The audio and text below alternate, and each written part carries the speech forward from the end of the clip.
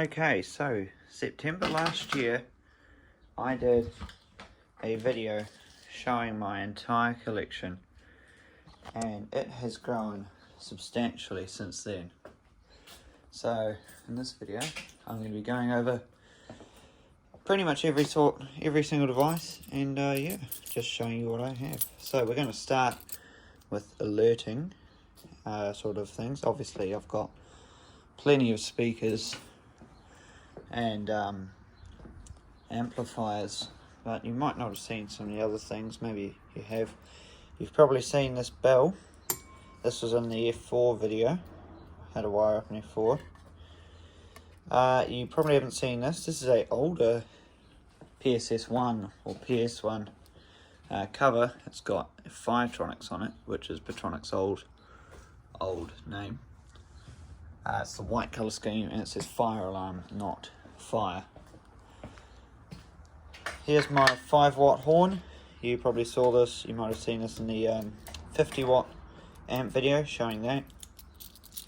This is a Ampac amplifier. It's a 24-volt, and as far as I know that's the model name there, the EV20. I actually haven't got that to do anything yet. I can't figure out how to make it produce a tone, so if anyone knows, let me know. So let's move on to the call points. As you can see, I've got quite a few call points. So these are all Petronic, ranging between indicating, non-indicating. Some don't even have parts in, so that's non-indicating. That one's indicating. And we've got the other ones. So we've got the vigilant indicating call points. This one used to be over there when I had the F4 and the F1. This is a Ampac call point. I don't actually know the model number, and I have no idea the model of this. I don't even know who makes it. I would say Trident, which was Vigilant, if I had to guess. But yeah, it could be Ampac. And that's another non-indicating wormled Vigilant call point. Now we'll start on detectors. So let's start on these heat detectors. So these are all the newer conventional heat detectors.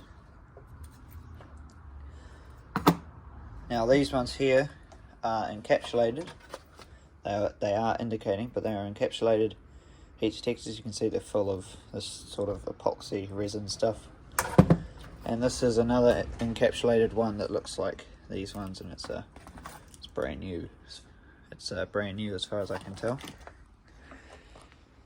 Here we have a beam detector. I have not showed this as I've never actually hooked it up, and I don't really have a good place to set it up.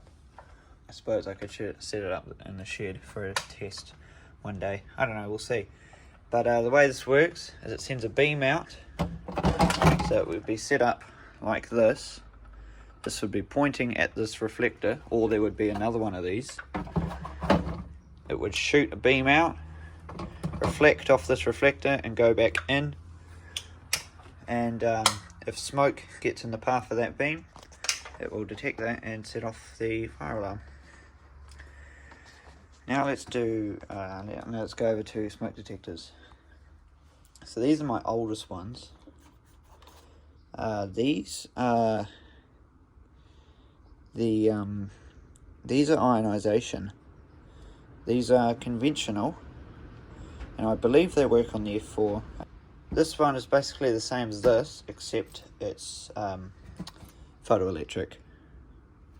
And then this one fits into the 2151 bases, and is, as you can see, it's ionization. Now here's all my 2151s. So I've got a mix between the old style and the new style. These are the new style here. And obviously these are the old style. I had the old styles on my F1, and the new styles I had on the F4. We'll talk about panels in a second. Oh, here's some of my other stuff. So I've got a couple speakers, linear heat cable. So if you can set it up so that you probably put this in like an attic space or something, but if it melts, that will melt the wires together, create a short, and that can set off the fire alarm panel when configured correctly. And these CAC core points, KAC. These are not, you never see these here. These came with the F1. I don't know why. I very much doubt that these were installed. But yeah, they're not even indicating, they're just clean contact. And then here's all my addressable detectors. So we've got two brand new 2151 TM BPIs. So they are smoke and heat. Oh no, sorry, 2251 TM BPI. And these are the, I believe it's 5251 is the, yep, 5251 BPI. These are the heat detectors. You can tell it's a heat detector because it's got that grey ring. And here is just a normal 2251 BPI. And then those are just dust covers. You can see here I've got a old style addressable detector. One interesting thing is, this is a conventional one, this is a addressable one. The LED is red, and that one's more clear. Same with the older ones, but it's more obvious on these. Okay, now we'll move on to panels. I won't spend too much time on the F100 because I'm sure you're all very familiar with it. But here it is here.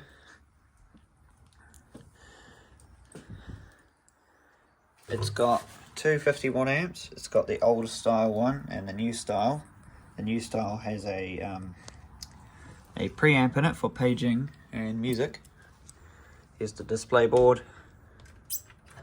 Can undo that. There's the motherboard. It's an LED mimic in there. There's my serial to Ethernet adapter. And there's a conventional loop responder. And then batteries. And that's basically it. Got a PSS1 up there.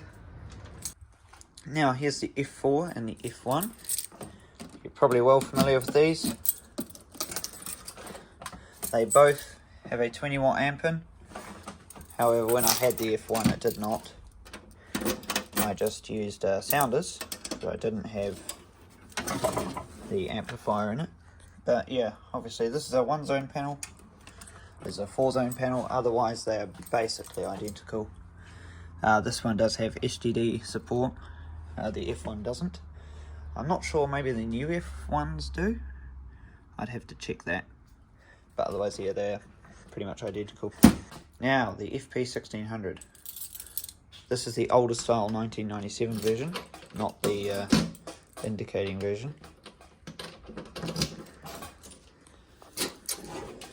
There's the board there. It's got 16 zone inputs. I've just got zone number 1 activated right now. There's the power supply. It's not going to turn on, it's not plugged in, but yeah. There you can see its diagrams. It's got all its LEDs for fault decoding.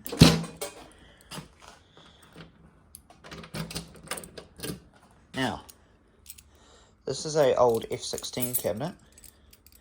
I do have the board for this, but it is unfortunately broken. So in here right now is a TGN50 from Vigilant. It's got a 24-volt power supply there, which powers it. There's a speaker wide in there. And yeah, I play around with this. Unfortunately, it doesn't have the default tones on it, and I'm not quite sure how to get the default ones back. So yeah, that's a project for another day. I do want to maybe turn this into a LED mimic for the F100, because I can wire up these keys to actually function. Now this is the last panel, and this one is the most mysterious of all. It's a Trident panel. Let's open it up here.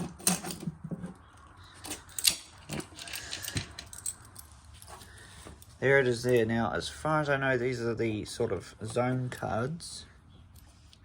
So you need to have these in. If I'm being completely honest, I don't know where the mains goes in. I don't know if it takes mains. There's the battery there. I'm not too sure how this one works. There's some spare zone cards here which I don't think work. And there's an LED board there, so if I look on the back, just lock it so it doesn't come flying open.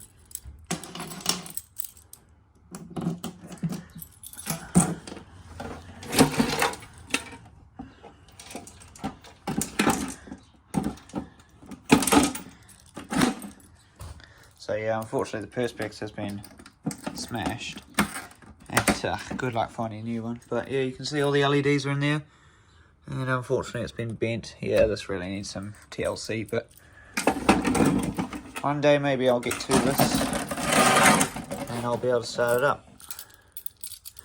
It does have the normal evac key, which, yep, does work.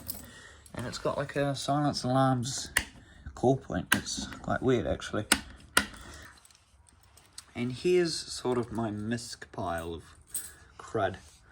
So I think these two are SGDs, and we got an assortment of bells, so not many motors actually, but just the 2 motors. And what's this? This looks like it's for the Trident. Oh, I think this was the SGD interface actually. Maybe. Maybe that goes on there. I don't know. And then here we have the F16 board. So yeah, it doesn't work. Don't know why there's a screw in it there. But yeah, it just thinks every circuit is in fire, and I just can't figure out how to make it not think that. And so as far as I know, it's busted. I do wish it worked, because it would be cool to have an F16, but oh well. And here's a very, very old F100A motherboard. This is from 1999, and I have powered it up and it does work. I did plug the display board into it once and it worked.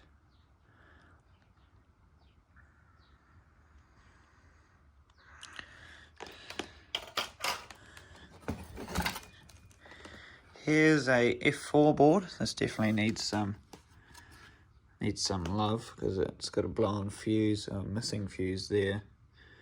It's got a couple missing terminal blocks, no transformer. Although I could probably take the F16 transformer there. They're probably the same, I'm not too sure. 18 volts AC, yeah, I think they're the same. And someone's chopped its battery leads off. Then we've got a door holder there, the transformer, and then yeah, that's it. So that's it for my collection. Thank you for watching, and I'll see you in the next one.